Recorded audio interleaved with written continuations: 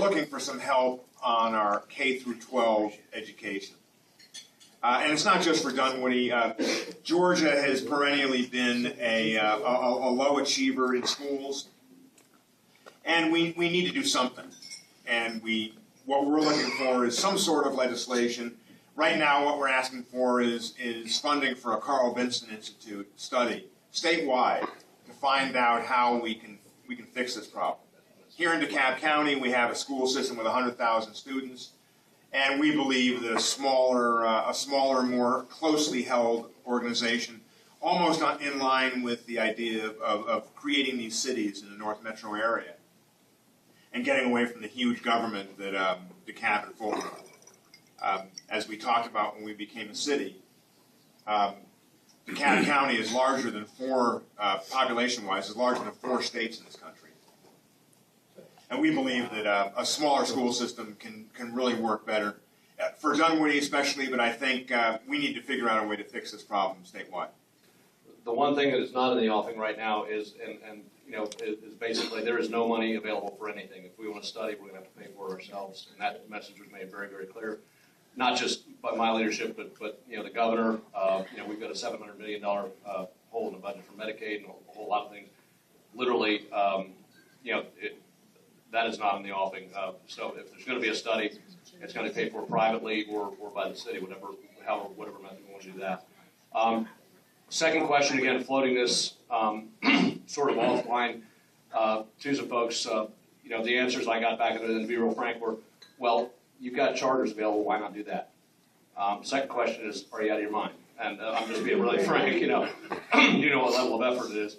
And the third was, okay, if we do this for Dunwoody, what's to stop it from everybody having it the rest of the state?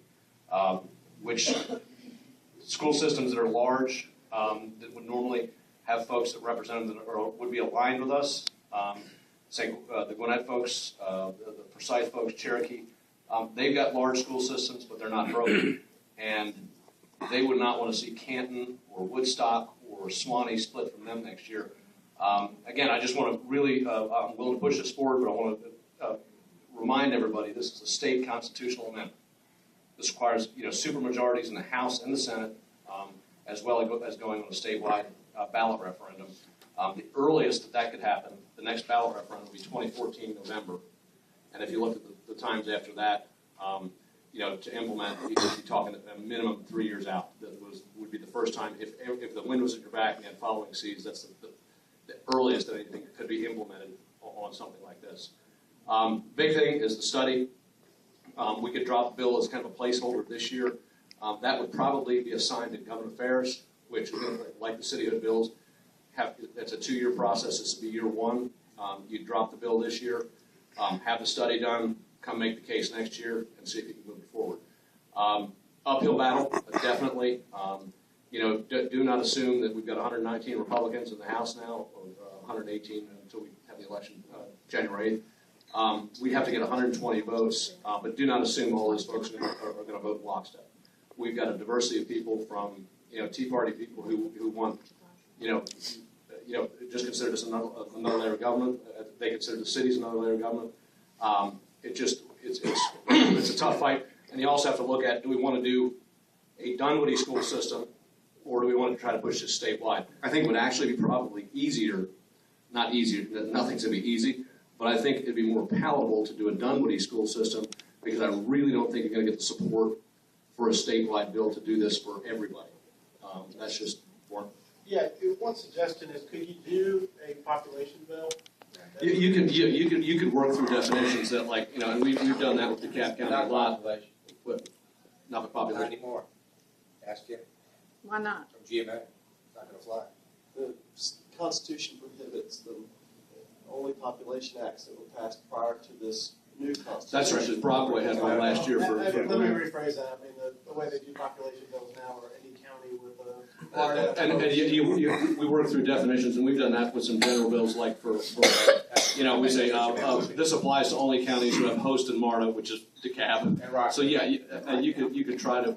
That's in Rockdale, the only 2. Yeah, and so you can try to do that through definitions. Again, everybody going in eyes open. The threshold here I watched Jan Jones, who had the support of the governor, the lieutenant governor, and the speaker last year with the charter schools bill, which was a statewide bill, have to pull that bill off the House floor 3 times until she can get the votes on it. And as Speaker Pro Tem, she can cajole, she can offer incentives or disincentives for people to support or not support that. But again, it's a very high bar to hit. And after that, even after that, again, we'd have to get on a state ballot in November of 2014 at the earliest. Mike, I would say to you also that what Tom could do is drop a bill this year, like he says. That would be the only step. I think the legislature this year will probably concentrate, when it comes to a metro area local situation, it's going to be Fulton County. This is the first time ever. I'm now in Fulton County. You have to remember, if it wasn't for DeKalb and Fulton County, the legislative session would only be 20 days and not 40. And they get real tired of DeKalb and Fulton. Okay? So this is Fulton's time in the well. And we've been to the well a lot. As one good friend of mine says, I voted on Dunwoody, I think 7 times. I know more about your community. I know more about your community than I do my own. And he's the chairman of the Governmental Affairs Committee in the House. So all I'm saying, I think what Tom is trying to say, and the message it needs to get out, is after this came out, you better start lowering our expectations a little bit. Tom, Or at least managing. What are we going to call our new schools next August, Tom? I mean, you better start lowering expectations. Well, I think knowing that the state is not going to fund a study on this, we need to start thinking about, is the city going to do this, or we want to form a 501c3 or somehow do that, because once we drop that bill, the first question is going to be asked, where's your study? You need to show me the fiscal impacts of this before we move forward. And that's going to be, those are going to be legit questions that are going to have to be answered. Because if you've got somebody in 10th grade right now at Dunwoody High School, this is not going to happen before they're in college. And that's just being realistic about it, not being pessimistic. On the consent calendar, sine die, which is day 40, at about 9 o'clock, they put the supplemental consent calendar up there. I went and objected, pulled this thing off. There was about 10 minutes of debate, and we voted, we got the thing killed. But right then, the speaker, who I have a great relationship with, pointed at me and said, now, Mr. Taylor, now that we finished with DeKalb's business for this year, can we get back to the other 158 counties in Georgia, which is a real clear message, have everything teed up real well and everything, because a lot of the state thinks they spend an inordinate amount of time over literally 2 counties out of the 159.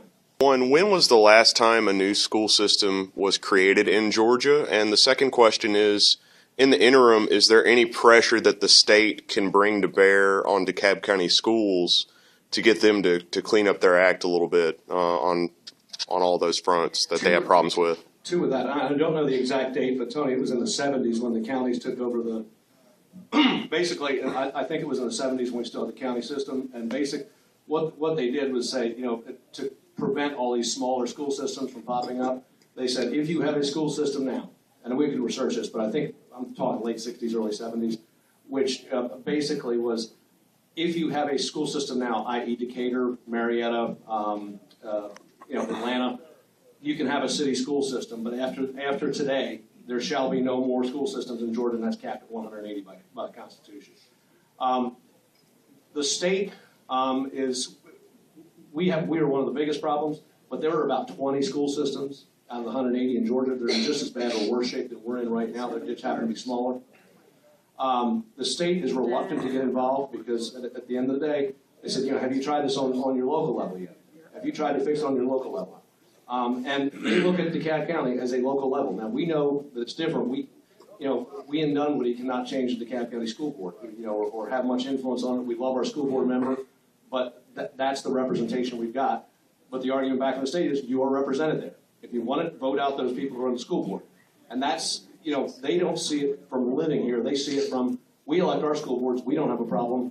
Why don't you get it together locally? The other thing is the only time the state is going to get involved or intervene is if Saks makes a move.